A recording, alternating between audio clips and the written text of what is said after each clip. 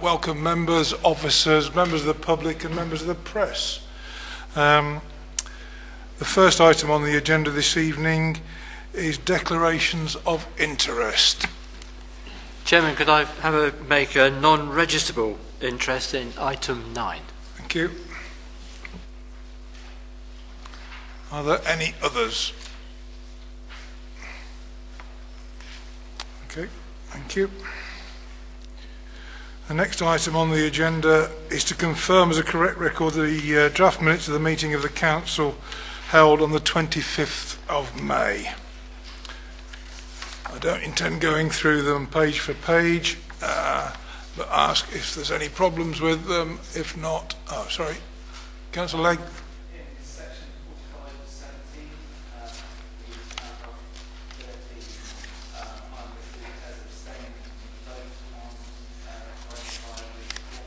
Sorry, can you repeat that for me, sorry?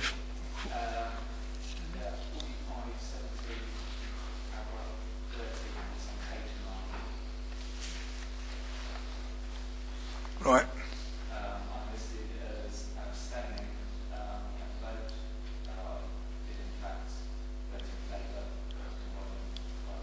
Right, we can amend that. Mr. Thomas here. Thank you. Chairman, I think the same applies to me. I know I've got a faulty memory, but I'm sure I didn't abstain. Right. Councillor Barclay as well. I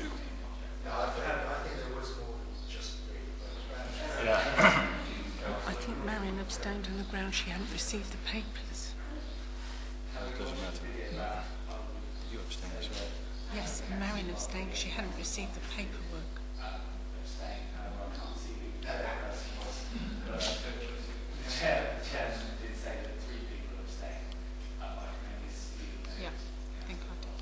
Right. In that case, with those amendments, are you happy, members, that they are a true and accurate record? If so, can I have a proposer, please? I propose true and Councillor accurate Mumford, record. seconded by Councillor Marcus. All those in favour? Against? Abstentions?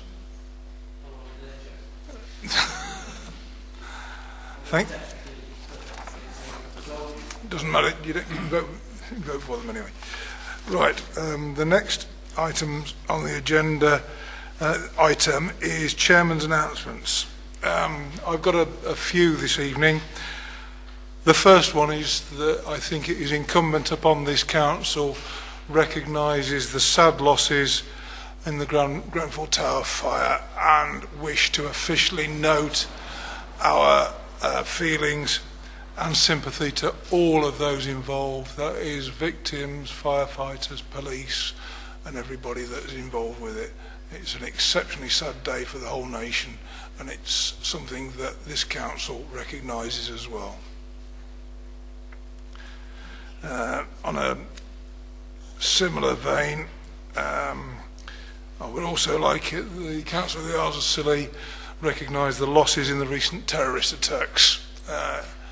It's not something that we consider ourselves here open to or whatever, but I would just like to remind everybody to be vigilant regardless of where we are, when you're on the mainland or whether you're here.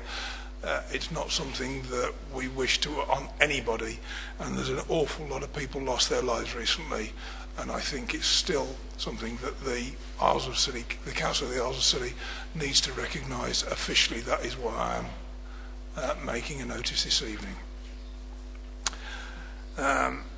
Continuing on, I'd like the Council to extend its feeling and sympathy to Clive Sibley and his loved ones after his accident on the lifeboat. As many of you know, Clive is a very close personal friend of mine. I saw him yesterday and he is in absolutely remarkable spirits. The community have been extremely strong and we need to stay strong with him to keep him going until he gets himself sorted. The prognosis for him is good Derriford have been extremely good with him. The prosthetics people there assure him that he will be able to cope with life virtually the same as he did before his accident.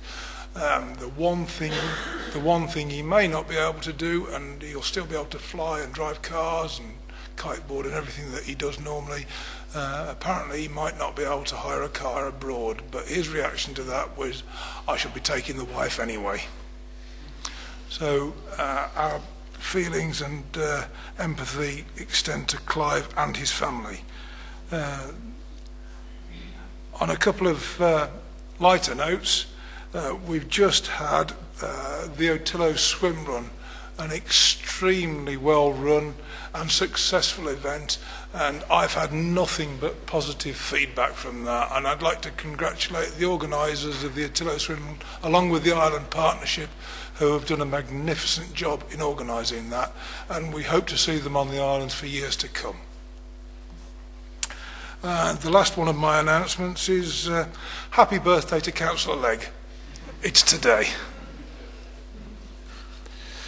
Right, there are no questions under Standing Order 14, no reports from committees or motions under Standing Order 12s, member updates or any urgent items, which moves us on. I am now going to go into Part 1 reports which require a decision, and on that basis I am going to move the agenda slightly. I am going to take item 14 first for very good logistical reasons, and in that case I'm going to hand over to Aisling to present this one.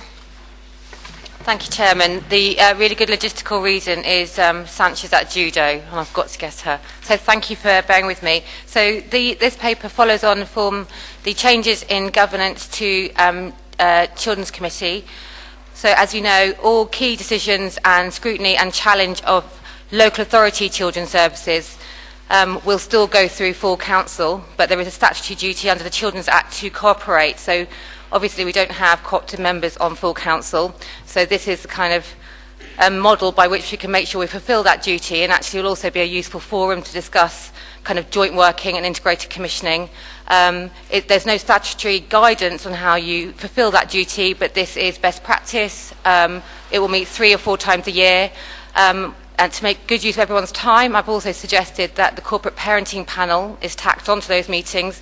We wrote a corporate parenting strategy last year. As you know, we currently have no looked after children, and we haven't had for some time, but it's a good idea, I think, to rehearse what we would do if that situation came up, and I think it's one of the features that got such a good Ofsted rating was that we rehearsed the unthinkable. And to be honest, the values by which you operate as a corporate parent are exactly the same as you would in championing any child on the Isles of Scilly. So the only thing I need to do is that the list of membership isn't completely nailed down yet. As some of you will know, working out who actually is the person you need to speak to in health at any given time seems to change by the week. So I will pin that down with my lead member for children if that's okay, but otherwise, any questions, let me know.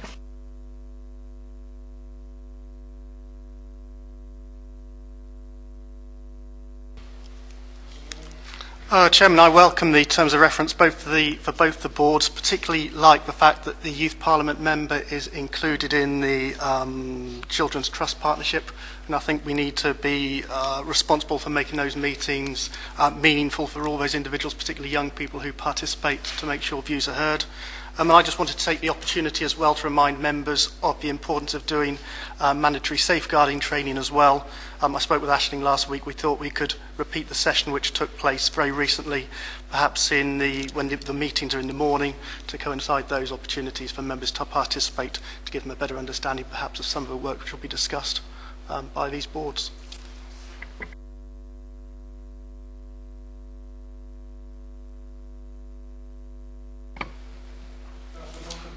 I'd like to propose the recommendation that members confirm the terms of reference to Children's Trust and Corporate Parenting Panel.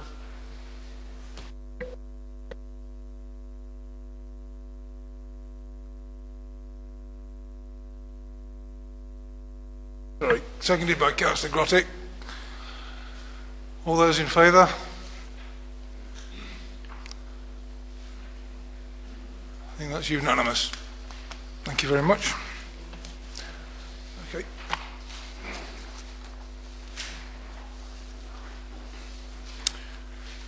Moving on, we're going back to the original running order of the agenda now.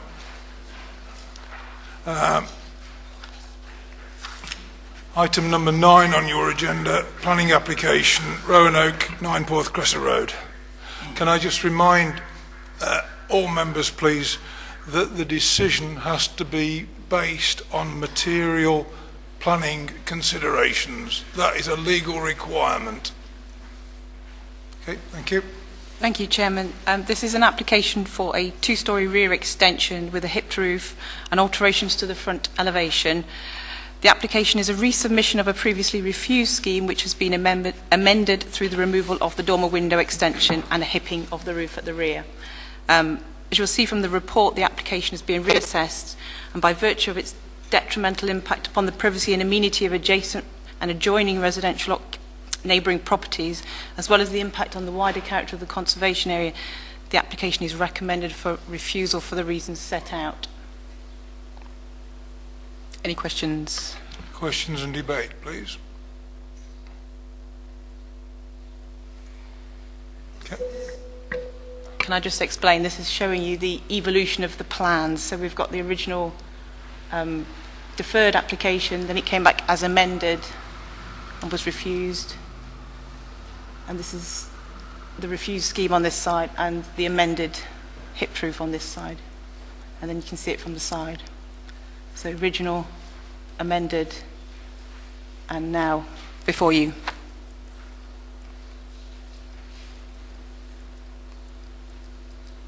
That's how it is now. The front elevation remains as previously. Okay, comments? Is that you? No, wrong button. Wrong button, other side. Yeah. Councillor Grottick. Thank you.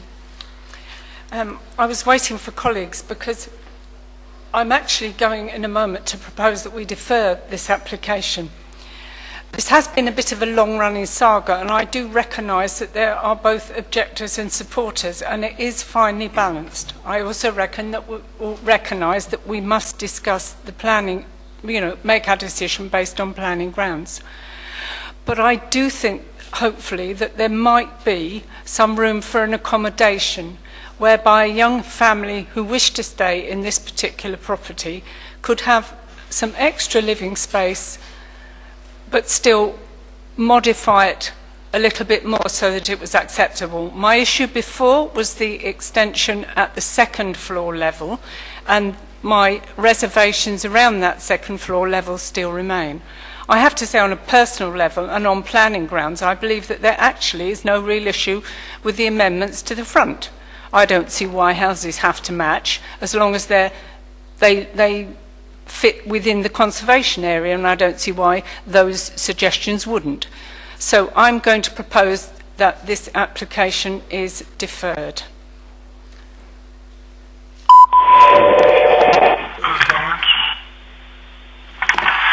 I would like to second that proposal, Mr. Chairman. I would like to think that there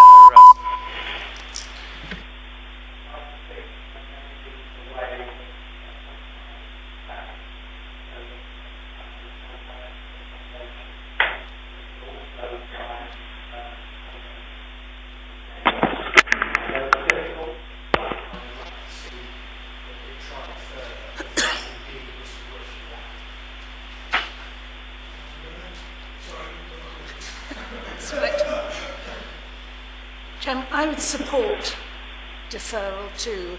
I think it does need extra time and extra consideration. What we're looking at with this application, they're all the physical characteristics, which of course are of priority when it comes to planning, but also under a more strategic view of planning, we have to be aware of the health and welfare and the economy of the community. And I think that we cannot often do something really positive to support a youthful family in our community. And yes, we all have neighbours, and we are all neighbours ourselves, but some of the neighbours here are, I believe, I stand to be corrected, but they are holiday homes, and so are not immediately affected so critically as full-time and not just seasonal occupancy. It'd be hypocritical of me to develop this theme because I'm not here all the time either. But the people in question, they run an all-year business. Not many businesses on St Mary's are all-year. And I think that is worthy of consideration. So I'd like to think we all strive to make this community a happy one, and this has the potential for leading to precisely the opposite, against everybody's intentions. So, yes, I don't want to prolong the agony either for the neighbours or for the applicant, but I do think there must be room for further consideration, and that will only be achieved through deferral. I just would clarification of what deferral means. Does that essentially mean that another submission but no fee? I'm not quite sure. No, I'll come back on that. We can extend the time of this current application and invite amendments. So, okay, so basically the deferral will be on the basis that there will be amendments, presumably. We can go back to the applicant and ask for that. Okay. Yeah. I'm not very sure about this. This is the third time it's come up, and I still don't think it's right. Can I ask about the amendments? Are they they can work in with the planning department, but I think it needs a lot of amendments. Am I right, Mrs. Walton? Sorry, say that again. Sorry, I think if it needs a lot of amendments for it to get through planning. Chairman, if I can just briefly answer that one. Given where we've been, given where we are, this is the second application now. Given that there have been negotiations, there have been significant concerns raised by your planning officers, both on the Isles of Scilly as well as Exmoor National Park. There are some fundamental planning issues, particularly in terms of the impact of residential amenity, which is in this instance, a significant material planning consideration. I would remind you that in planning, we do try to be proactive. We do try to be very supportive of applications. The majority of our planning applications are indeed approved. So the difficulty we will have in negotiations is actually reaching, certainly from the officer's viewpoint, having actually a compromise situation where we feel that the redesign is actually reaching some of the issues that we are trying to actually, trying to make sure are acceptable in planning terms. So there would have to be some fairly significant revisions and amendments.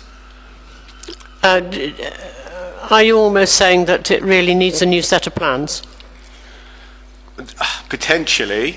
I mean, it depends on how the negotiations go. Potentially, you could defer the application, and whether or not, I mean, I haven't been involved as closely as Lisa, whether or not we could actually, through the negotiation process as part of this planning application, reach an acceptable compromise, I wouldn't like to say.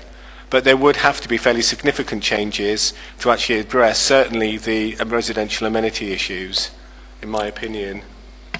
Thank you. So are we saying if we go for deferral, we're saying we're, as a council, are not happy with the plans at the moment? They're too, we want a significant change, and then that's up to the applicants to put that change back in. So I think it's worth, as a council, giving them that opportunity rather than just refusing it straight away.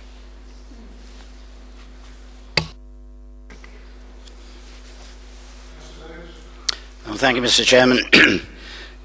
Having thought about both sides of this debate and come to it with strong feeling that we should try and support local families. I can see the planning problems involved. What Craig Dryden has just said, excuse my voice, certainly shows that there is room perhaps for further discussion and coming together on this issue, and I would hope that we could explore it even further, and I would therefore back a deferral in the hope that we can reach a compromise on this situation.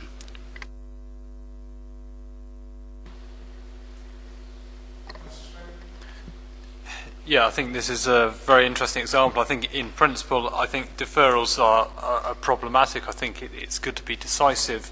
However, there are some very strong arguments for and against. I have a lot of sympathy with the needs of local families and young people, having been through a similar situation not too long ago myself. But on the other hand, it's in a built-up area with neighbours and it's a significant development. So I think the deferral probably is the right path to go down, in my opinion.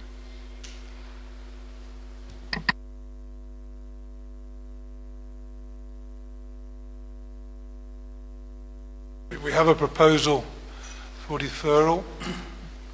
Can I show all those in favour of deferring, please? Was it second?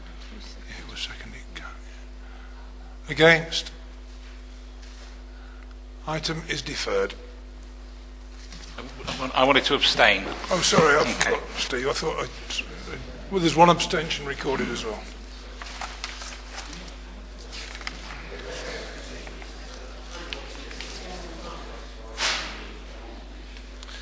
Right, members, we're just going to pause.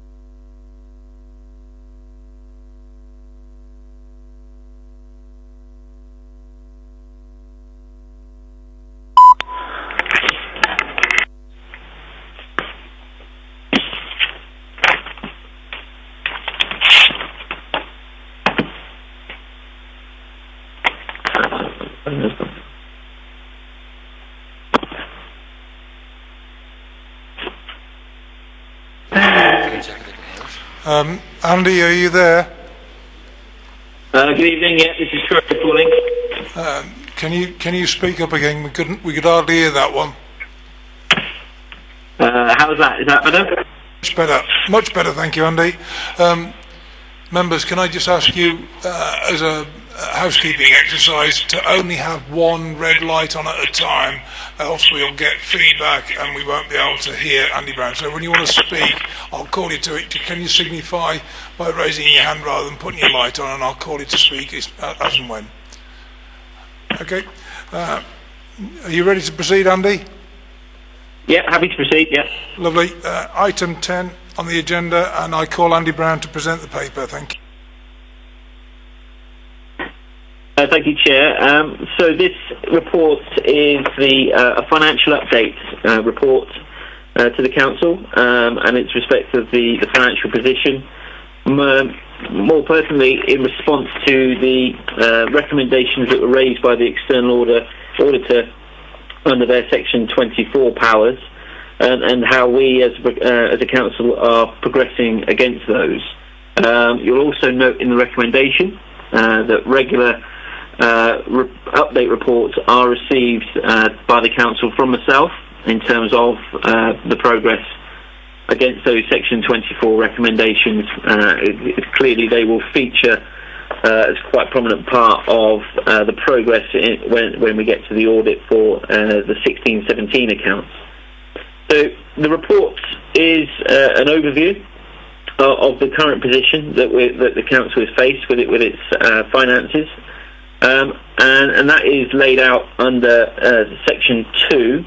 Just before that, in paragraph 1.6 on page 24, just a reminder that the external auditor, in approving the accounts, gave publicly recommendations under Section 24, and there was 5 recommendations. They are laid out in paragraph 1.6. Re-examining the level of general fund reserves, a review of budgetary controls, the medium-term financial planning, 12-month rolling cash flow forecast, and lastly, the capacity and skills required within the finance team. So I'll go into a little bit of detail about those later on, but the current position, which is laid out in Section 2, which starts from the bottom of page 24, basically it gives members a warts and all position of the current position. Normally this time of year in the budget monitoring cycle, I would like to bring the financial outturn position for the previous financial year.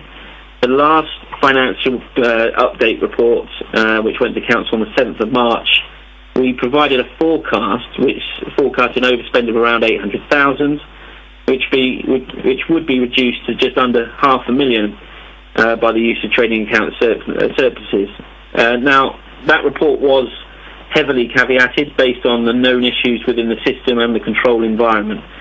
And whilst I was happy to provide a forecast position back then based on those estimates and the work that senior managers have undertaken, I'm not happy to provide a report that is providing actuals and an outturn report that at this stage is not ready to produce and put into the member and also the public arena. I think, if anything, that the 15-16 audited accounts has shown that providing balances and numbers to members, also in the public arena, that then may significantly, materially change following any scrutiny from an external auditor is not how the council should be doing business. So, owing to the issues that we currently have and are already laid out within the report, the focus really for me is to try and close the 16-17 accounts based on all the issues that we have around the system issues that we have and the controls and the accuracy. And that is certainly the focus for me, and we're liaising with the external auditor to be able to get a set of draft statements, hopefully by the end of August, for the external auditor to then commence the external audit of the 16-17 accounts. And that kind of links nicely onto the Section 24 recommendations, which are on page 25.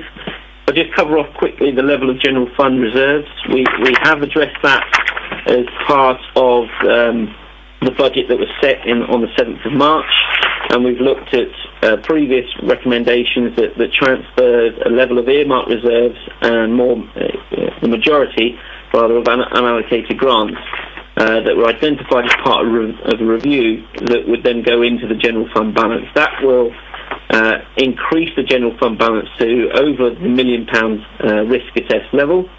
But I would then caveat that against the actual outturn, because one of the roles and jobs that we have to do as part of the Statement of Accounts is to test those balances actually are there and can be evidenced, and therefore they can be transferred. So based on the approvals that we had, that is the intended position, and that will address one of the recommendations that was made out by the auditor in terms of the level of balances that we have going forward to deal with any shocks to the system. If I then take financial reporting, the issues around here are around our current system and our capacity in the control of that environment. What's critical here is the collaboration with Cornwall Council. So you already have me as a shared officer, as your Section 151. And what's going to be critical here is the reliance on implementing a new system to address the current system issues that we have. And with that new system will be the improvement in the control environment, and then also the transparency and accuracy of information and reporting of that through to members, which is critical for councillors in making their decisions going forward. That then links in turn to medium-term financial planning, for you to be able to understand the resources that you have and the decisions that you have to make. And critically, a key part of that jigsaw is the actual data coming through the system.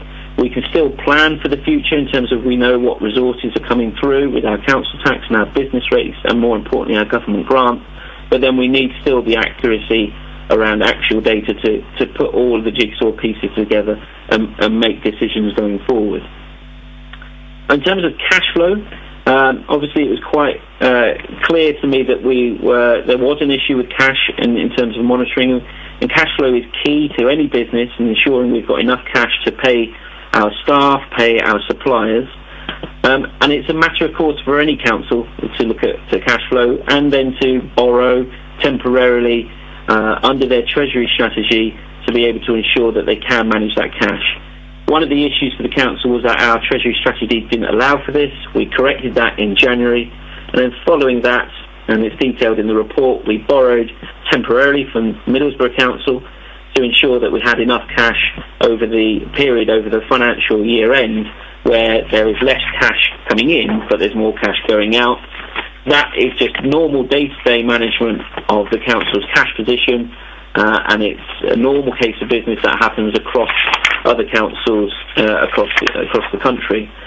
We extended that loan. It was very attractive rates. You can see within the report, original loan was at 0.32% interest, and that was extended until 0.28. That loan has now subsequently been repaid, and the council doesn't have any temporary borrowing at this position in time.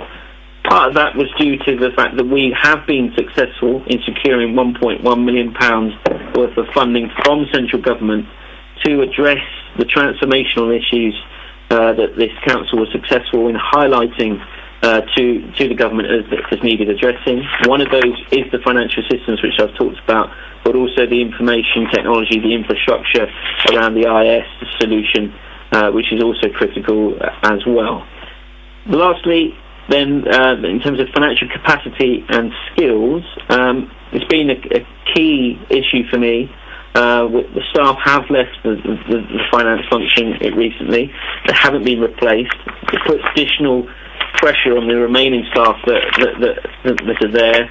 So additional resource has been sought through Cornwall Council to address specifically the issues around the close down. And we do need to finalise the collaboration agreement in order to keep that support going and to maintain the issues that are highlighted throughout the report. So recently we've just effectively trebled the amount of capacity in the finance function, as I say, to focus on the close down issues. Those are the priorities for me. And we need to then put resource in to implement the new system. But that will be critical on the signing of the collaboration agreement with Cornwall Council to enable that to proceed. I'll leave it there. I'm happy to take any questions on any of that or any of the other content within the report. Thanks, Chair. Thank you very much indeed for that, Andy. Very helpful comments, and I'll just ask any members if they've got any comments or questions. Mr. Chairman, first of all, I'd like to thank our 151 officer for all the work that he's doing to try and clear up this horrific mess that we have inherited. I'm not going to, we've already had a session with Andy, and we had a session this afternoon with our auditors, so I'm not going to bore everybody again with my concerns. I would just ask Andy, please, that you can keep our Chief Executive and our Chairman up to speed with everything that you're doing to make sure that you are getting all the help that is required to get a speedy resolution, so that we as members can get the information as soon as possible, so that we can contribute to try and improve our financial situation. Thank you.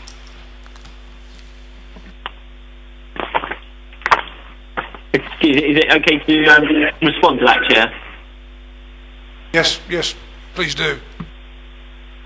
So thanks for the comments, and that's very helpful and supportive. As part of the recommendations in the report, that although it's not the position any of us want to be in, and I would love to be in a position whereby we are reporting numbers and figures to you, but that's why it's critical going forward that regular reports are received by myself to the members of the council, and then I can have that opportunity to raise any issues that I see as Section 151 that need to be brought to members' attention and need to be addressed.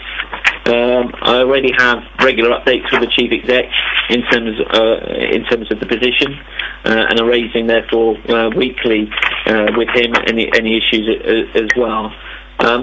So that regular update will be two things going forward. One is that, as I say, that opportunity, but two, I hope to be able to provide to you in the next update a plan and a time frame that gives some assurance about the timescales of when this issue will be resolved and when the council will begin to see some improvement. Because at the moment, I've granted that you don't have sight of that, but hopefully once the collaboration agreement is signed, then we can actually begin to give some more flesh on the bones in terms of timescales and programs for a system implementation, and then obviously for the resource to be put in place to enable that to happen. Thank you, Andy. Councillor Grottick. Thank you, Chair. I'd like to echo the thanks for the comprehensive and clear report, Mr Brown. Thank you for that.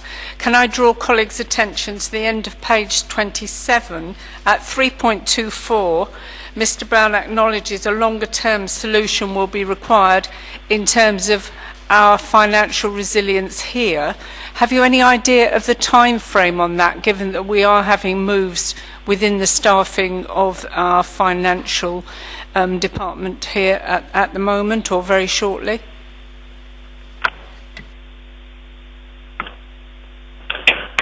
I think I'll defer to the Chief Executive in terms of answering that one, because for me the longer term solution is around the finalisation of the agreement with Cornwall Council, and the delegated authority is to the Chief Executive to finalise that. So I think the Chief Executive is in a better position to provide an update on that. Fair enough. Thank you for that, though. I'm sure your input will be appreciated. Thanks, Andy. And I can confirm to members that this work is going on at great speed. The Chairman and myself are in dialogue with Cornwall Council, and we're hoping to be in a position fairly shortly to provide further details what progress has been made on the establishment of the collaboration agreement going forward. Councillor Rogers. Just a question surrounding the 1.1 million fund, which is obviously very welcome.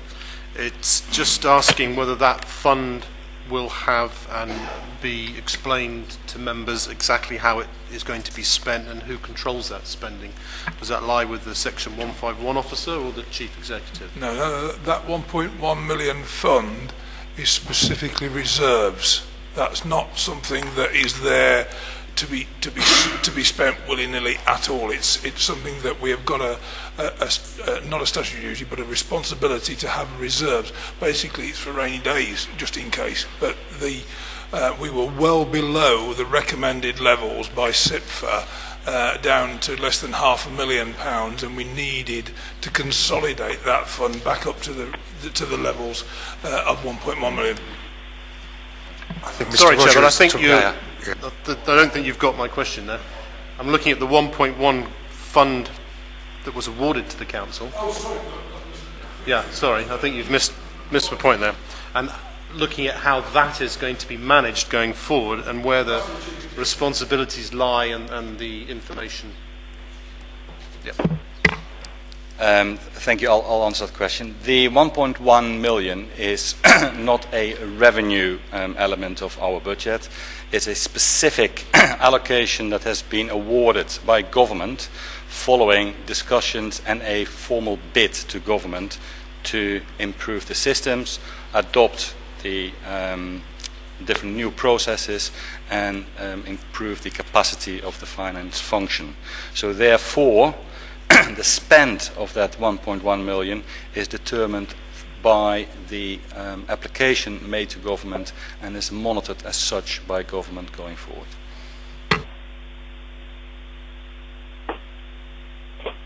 Thank you, Mr. Chairman. Could I just ask for the definition of the word regular? I mean, are we to expect monthly or quarterly reports or what? We should be, when all the system is up and running, which is obviously an indeterminate date as yet, have a financial monitoring report at every council meeting. Yes. Can I just add to that as well, Chair, in terms of in the short term future, because of the current position, I think regular monthly updates, verbal or written report updates from me is probably critical in terms of keeping members abreast with the current position, particularly in light of the 16-17 accounts and the progress against the Section 24 recommendations. So that's my intention.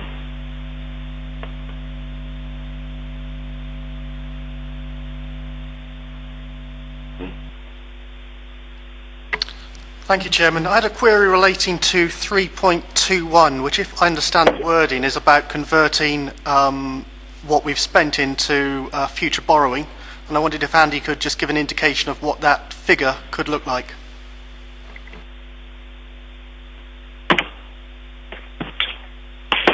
So I haven't got a figure in mind specifically because there's a little bit of work that I wanted to do on that, specifically going back where decisions were made, because I want to identify where council decisions and resolutions were passed that identified projects that were going to be funded by borrowing and then haven't taken back. So as I see it, there'll be a little bit of work to identify those projects, and then I want to come back to council and say that these projects, totaling X amount, were passed and resolved by that council to be funded by borrowing, and therefore we should now undertake that borrowing long term.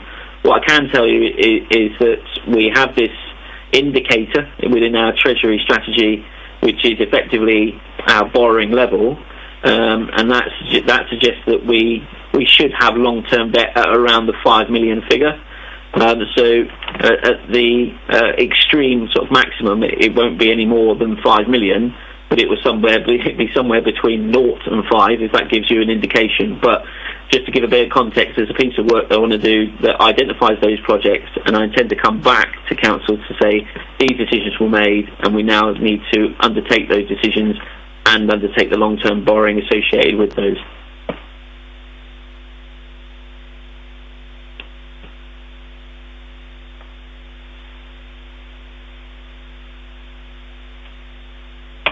In that case, we have a recommendation, as in the box on page 23. Note the update of the report. Can I have a proposal that we note? Councillor Barclay, I got your name right this time. Seconded by Councillor Sims. All those in favour? That's unanimous. Thank you very much indeed for that, Andy. We hope to see you at the next meeting. Thank you, Chair. Thank you.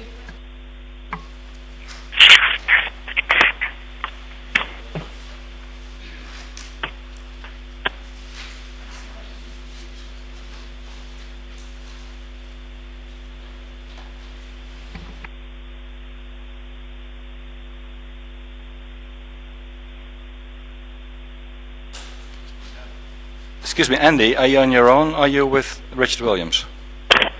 Richard is here. I'm here. Say again, Andy. Yes, both Andy and myself, Richard Williams, are here. Okay. In that case, we're moving on to item 11, which is appointments to panel the monitoring officer. The Chief Executive is going to present this paper. With your permission, Richard, I will present it as it concerns you as well, and you can fill in if any gaps remain. Thank you, Chairman. I take the paper as read. Members are aware that there is a legal requirement to appoint a monitoring officer, which is set out in the paper. Our current monitoring officer, which was appointed by full council, is Mr. Richard Williams, and he has indicated that he will retire at the end of this month. So therefore, it is crucial that members appoint a new monitoring officer. Members are fully aware that we are in the process of completing a collaboration agreement with our neighbouring council, Cornwall Council, and as part of those arrangements there is a provision being made to share statutory officers with Cornwall Council. So Cornwall Council will nominate a person to this council, or recommend a person to this council, which will then, following standing orders, need to be assessed by a small panel of 3, one being the chairman of council, and then make a report back to full council and subsequent appointment. Therefore, the recommendation is that members appoint this panel, so seek 2 additional members from its membership in addition to the chairman. Thank you. Richard, have you got any comments on that before I pass on? No, just to say that I think the Chief Executive summed it up very well. So just to say really that obviously it's a matter for the panel to determine who it speaks to, but as Chief Executive has indicated, we will nominate a person, and I anticipate that the Deputy Monitoring Officer at last council meeting. It has a terribly formal process, and you could conduct Sorry, Richard, an interview. we broke up there because we got some red lights on. Can you go back a paragraph, please? Yes, apologies for that. So just to say, I think, as I was saying, we will nominate a person. I would think it was helpful, hopefully for you and for us, that the person that we will nominate was at your last council meeting, and you saw obviously him in action as Deputy Monitoring Officer to myself at Cornwall Council. It's obviously a matter for the panel how to conduct it, but if it assists you in the logistics within the time scale of getting a panel together, I think it would be perfectly acceptable to conduct an interview over the phone or something of that nature as a way of taking it forward. Obviously that's a matter for the panel that was appointed, but I'm very confident an individual concerned I've spoken to and is willing to take on, if the panel are happy to recommend him, he's willing to take on that responsibility. Thank you very much. I'm going to open it now for comment. This is pretty much pro forma, isn't it? I think I would happy to propose a recommendation, and I would suggest Chairman of the Council, Vice Chair of Council and Chair of Scrutiny to be part of that panel, and perhaps consider making it a sort of portfolio position for future reference, because it would seem a sensible way forward rather than necessarily bringing it to Council. We have a proposal. I'll second the proposal. Seconded by Lady Barclay. Are there any other comments?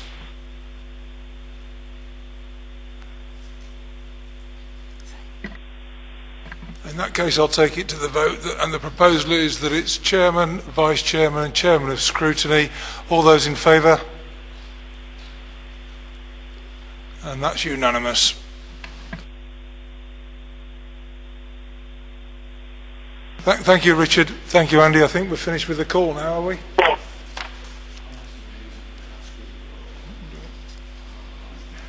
No. And unless you want to stay online for the health scrutiny function, Richard, we are... Yes, I'm happy to. I've got till 8 o'clock, so I'm happy to stay and listen to the other items as presented. Okay, we'll keep you online for that then. Thank you. Can you put the mute on for now, and if you need to speak, give me a shout. Mr. Chairman, as previously notified, I'm afraid I'm going to have to leave the meeting now. Apologies. Thank you.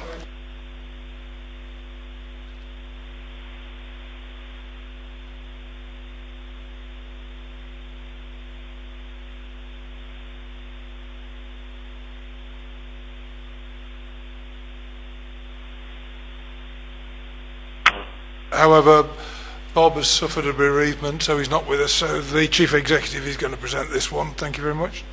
Thank you, Chairman. The item is around the health scrutiny function.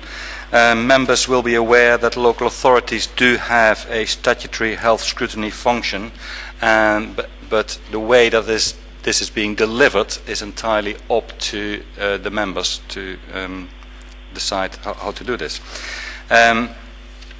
In previous discussion, when we discussed and agreed and redesigned the governance arrangements, it was agreed that those duties would now fall to full council. So therefore, it's the chairman of full council who will also be the chairman of the scrutiny function. This paper really is asking for 3 recommendations. I take the paper as read, which sets out quite clearly the legal framework that applies here. For expedience, the proposal is that the new members adopt the health overview scrutiny work plan that was agreed by members earlier this year as the initial plan to go forward. The second recommendation is that members do co-opt the Health Watch participants on full council for the purposes for health scrutiny, only for those items for health scrutiny. And third recommendation is that members on the basis of the existing work plan refresh this plan and then take it forward to members in a future meeting. I just add one or two comments. I had a session with Bob Dawson on this and went through it fairly thoroughly on your behalf, and I'm relaxed about the recommendations within it. I'd like to pose the recommendations 1, 2 and 3. I sat on HOSC for 4 years, and I'm quite happy with all these recommendations.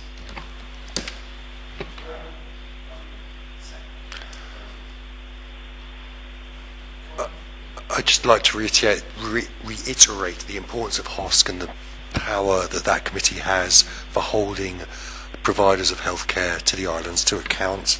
I'm slightly concerned that HOSC will get subsumed into the business of full council.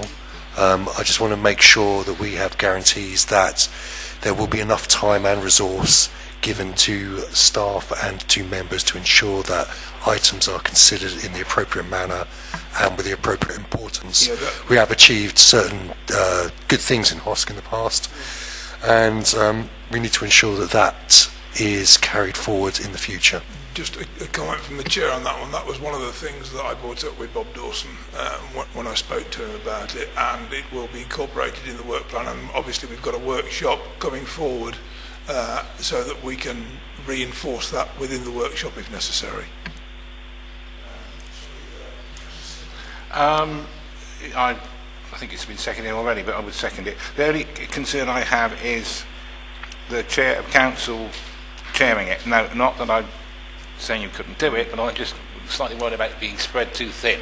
I actually think we should give some consideration to have a member, not necessarily a lead member, a member that is specifically deals with this, because I think it can be quite an onerous committee, particularly if things get awkward and things. So I think perhaps give consideration to that, not necessarily an official role or an SRA attached to it, but I think that probably it would give me more assurances that it was being dealt with properly, because I do realise the amount of work the chair of council has. Fully understand what you're saying, Councillor Sims. We have a DPP meeting on July the 6th, which, if necessary, that could be brought up to. Thank you, Chair.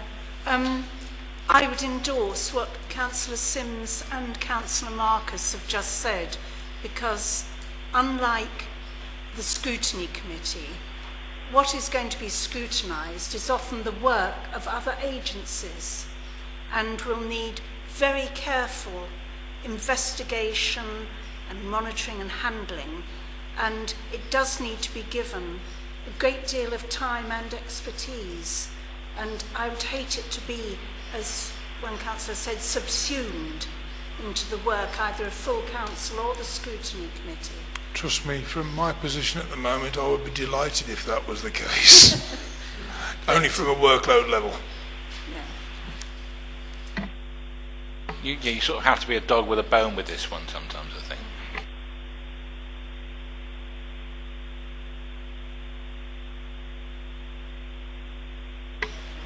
I was just going to echo what's already been said, but just emphasise that we've got the DPP panel as an opportunity to just monitor the effectiveness of the current arrangements.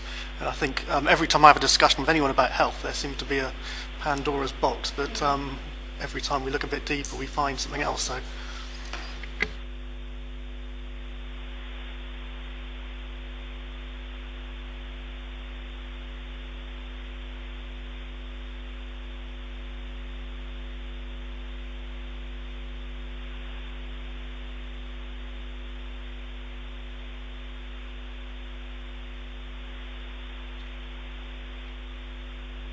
Moving on to agenda item 13.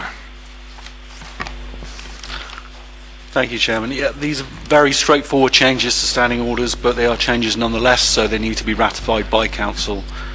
The recommendations are, as you see, 1, 2 and 3, as a result of the discussions we had at the last full Council, particularly around the Scrutiny Committee, going to 9 members, and the knock-on effect that has on standing orders. I propose the recommendations. Seconded by Councillor Sims. Is there any discussion? In the absence of discussion, all those in favour? And that is unanimous. Thank you very much. We've already taken item 14. We now move on to item 15, which is going to be presented by Craig Dryden. Thank you, Chairman. As you'll see from the committee report, but also the attached options report and business case, there's an absolutely urgent requirement to procure a new fire and rescue appliance at the airport, and that's really to replace the Mark 10 fire appliance due to its age and condition. You note from the report that it is 27 years old.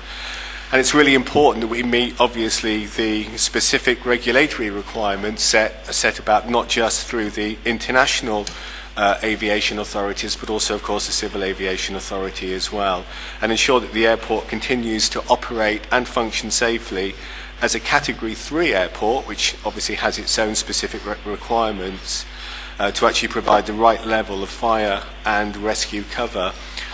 You'll see that an options analysis has been undertaken, and that's really to determine the most cost-effective and resilient long-term solution.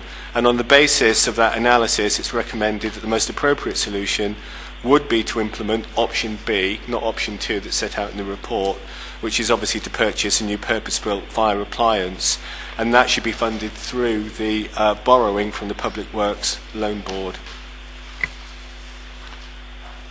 Questions or comments, Councillor Sims? I just would, not really for members' benefit, for the benefit of anybody who's listening in, just if Craig could perhaps go through the implications of not purchasing this vehicle. Well, I think the implications of not purchasing the vehicle are pretty well established, actually, both in the report, the options report, and also the business case as well, because the implications could be absolutely catastrophic for the airport. That's all I'm prepared to say. Can I from the chair make a comment? I have been underneath both of the fire appliances with the engineer, whatever, and I've had a detailed report from him, verbal and what have you. There is no problem with the structure of them. However, some of the pumping equipment on them is getting to the stage where the spares are no longer available. If they fail, we're in a situation where Dave Parr is actually manufacturing bits and pieces at the moment. However, that can be beyond his remit with some of the parts, and if they fail catastrophically, we could be without a fire engine.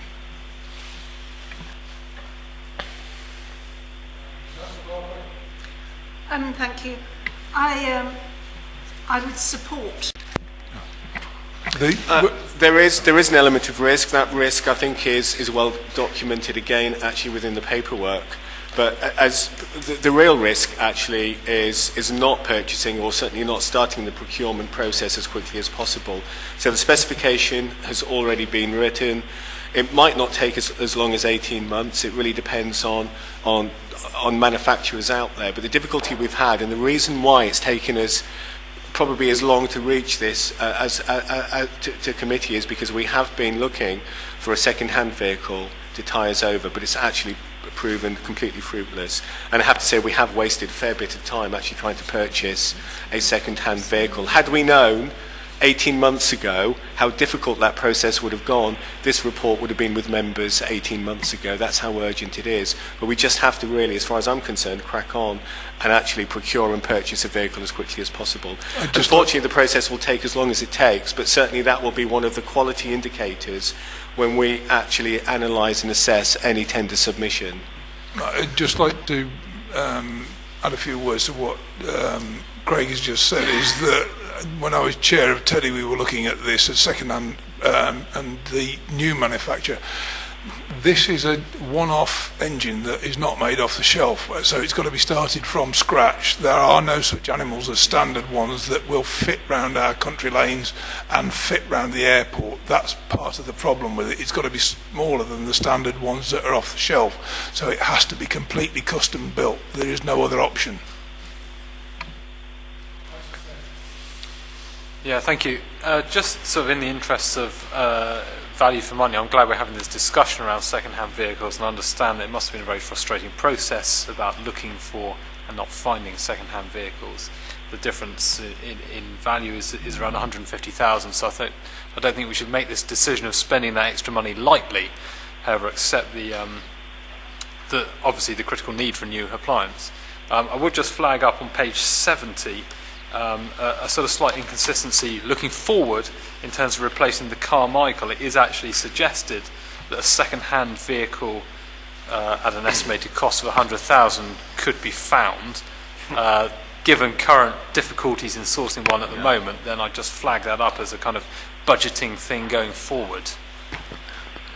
Can I just say the reason we've said that is because if we do actually procure and purchase a new vehicle, it does actually buy us time, because the Carmichael then reverts back to the support vehicle. Now, it just might be, again, looking for a second-hand vehicle actually proves to be fruitless. But it does give us at least that option, and it does actually buy time. Appreciate it's slightly contradictory, but that's our thinking. Yeah, sure. Just appreciate that. Just thinking in terms of if we're actually budgeting forward, that we budget for potentially 250,000 rather than 100,000 in terms of replacement for the Carmichael.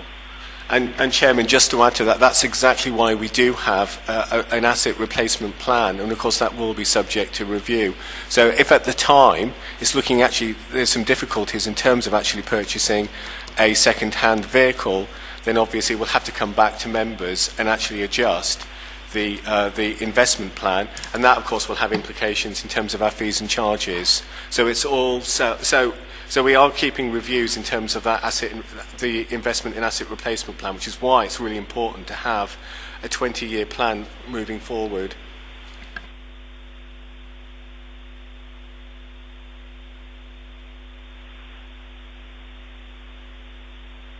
Then we have a recommendation. Is there a proposer for that recommendation? Councillor Sims, a seconder. Councillor Marcus. All those in favour? Against? There aren't any. It's unanimous. Motion carried. Thank you very much. That concludes Part 1 reports. Part 2 you've got for information. There are no Part 3 reports. I therefore close the meeting.